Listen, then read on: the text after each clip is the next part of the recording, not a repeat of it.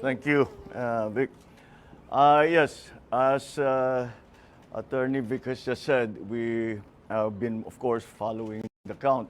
At ganun na nga, as of this hour, 98+% have already been counted at ang bilang ng boto ko ay nasa 31 million plus.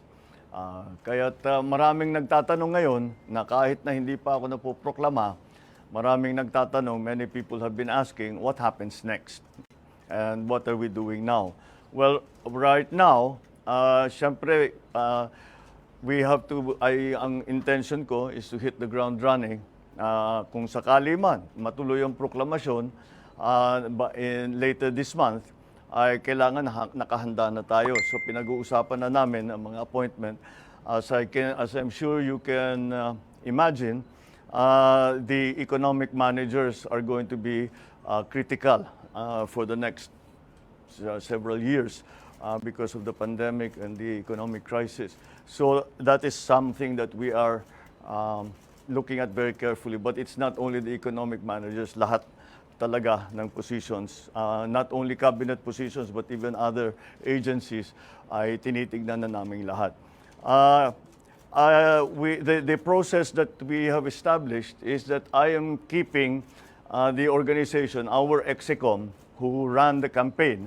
Sila talaga yung mga advisor ko. So we are keeping the EXECOM going, the executive committee going. And they will be, syempre, the core group.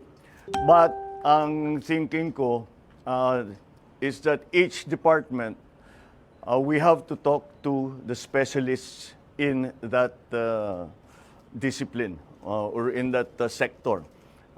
For example, if we're going to talk about agriculture, we have to talk to all the best agriculturists, all the best workers in agriculture that we know. Tanong natin, sino kayang pwedeng magaling?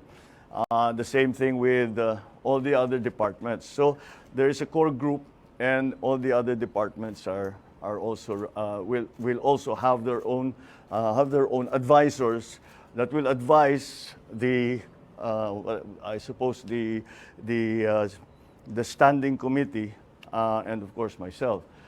So that is how the process has been established. Kaya, actually, bago kayo dumating, we were in there doing precisely that.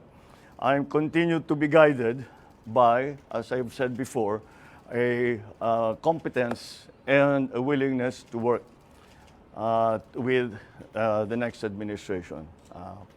So we have removed, in our discussions, we remove immediately what their political leanings have been.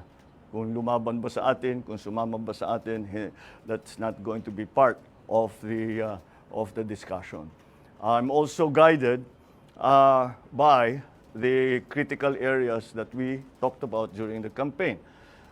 So yun ang mga inuuna natin. Of course, it's the economy, prices, it's the price of energy, lack of jobs, education, infrastructure, all of these areas that are going to be critical in the next few years. So ganun ang aming ginagawa, and that has been the process. That has been the process so far. I'm also guided by the fact that 31 million of our kababayans have voted for unity. And I am guided by that in the sense that I will continue to work for a government, an administration that gives voice to everyone who wants to help. We may not agree.